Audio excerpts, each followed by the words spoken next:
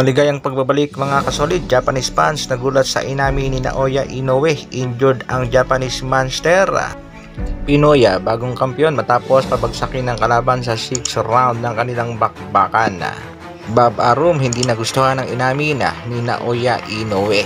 Para sa ating unang balita mga kasolid, kapatid ng ating pangbatong si Froilan Saludar, yan nga ay si Vic Saludar. Sa katatapos ng laban itong si Saludar ay pinabagsak niya ang kanyang kalabang si Francis J. Diaz sa round number 6 ng kanilang bakbakan. Napaka-intense din ang kanilang bakbakan mga kasolid at panalo nga dyan si Vic Saludar. Siya na kasalukuyang ABF Lightweight Champion. Sa kasalukuyan, itong si Vic Saludar ay meron ng kartadang 24 wins, 40 knockouts, merong 6 na talo. Samantalang ito namang si Froilan Saludar, 34 wins, 24 knockouts, meron namang 7 talo. Sa huling laban naman itong si Froilan Saludar, pinabagsak niyang hapong si Kurihara at siya na rin ang kasalukuyang OPBF Super Bantamweight Champion. Congratulations sa Saludar Brothers. Sa katunayan, tatlo nga yan mga kasolid at ang isa nga dyan ay ito nga si Ray Saludar na medyo tumigil na rin yata sa pagboboxing. May kartadang 18 wins, 5 losses. Ang huling laban niya ay noong 2014 pa at natalo nga ni Sawyer Rob. Samantala, former Unified Super Bantamweight Champion Akhmadelev panalo nga sa bakbakan kontra sa undefeated boxer na si Kevin Gonzalez. Makailang ulit nga pinabagsak nitong si Akhmadelev ang kalabang si Gonzalez. 3 beses pinabagsak ni Akhmadelev si Gonzalez at pagdating nga ng round number 8, knockout na ang inabot nitong si Gonzalez. Sa kasalukuyan ay ito ng si Murodjon Akhmadelev ang mandatory ng WBA para sa Super Bantamweight Division. At isa nga sa posibleng lumaban sa mananalo sa bakbakang Tapales kontra Naoya Inoue. Sa kabilang balita naman mga kasolid, may 3 mandatory contender na nga sa Super Bantamweight Division. Luis Pantera Neri para sa WBC. Nandiyan na rin itong si Sam Goodman nakapapanalo lang sa laban at siya na rin ang mandatory ng IBF. Dumagdag na rin sa listahan itong si Murodjon Akhmadelev. Matapos talunin si Kevin Gonzalez ay siya na rin ang mandatory ng WBA.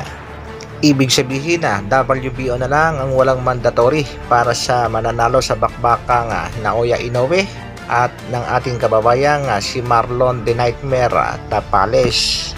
Pero ang matunog nga lalaban dyan mga kasolid ay itong si Luis Pantera Neri dahil inapprove na raw ng WBC. Sa kabilang dako naman, may matinding pag-amin at pagbubulgar itong kampo ng tinaguriang Japanese monster na si Naoya Inoue. Nagkaroon nga daw ng injury sa mata itong Japanese monster sa kanyang pakikipag-sparring at inamin din itong si Naoya Inoue na natatakot daw siya sa ating kababayang si Marlon Tapales. Ang dahilan ng pagkatakot, ang ma-upset.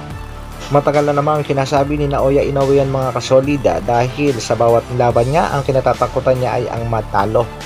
Meron din inamin itong kanyang manager na si Ohashi. Ayon nga dito kay Ohashi ay medyo hindi nga daw kampante sa kasalukuyan ng kanyang alagang si Naoya Inoue sa laban kay Marlon The Nightmare Tapales dahil ito nga daw si Tapales ay may pagkahawiga sa estilo ng ating kababayang si pambansang kamao Manny Pacman na Pacquiao. May lakas daw si Tapales na posibleng magpatulog ng bawat makakalaban na.